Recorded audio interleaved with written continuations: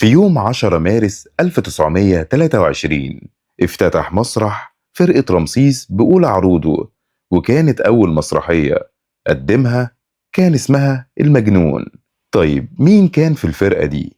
روز اليوسف، زينب صدقي، فاطمة رشدي، فردوس حسن، حسين رياض، وأمينة رزق، وستيفان روستي. وطبعا ستيفان روستي عملنا عنه فيديو كامل. الراجل ده حياته ما كانتش طبيعية، ما تعرفش هو مصري ولا أجنبي، بس جاوبنا على كل الأسئلة المتعلقة بيه. وممكن تروح تشوف الفيديو من القناة. يعني دلوقتي ده ما كانش مسرح عادي، ده كان حضانة أساطير السينما المصرية. بس كان عنده قواعد صارمة: ممنوع التدخين في قاعات العرض، احترام المواعيد، الالتزام بالنص، وتنفيذ تعليمات المخرج. في زمن ما كانش فيه ده كله،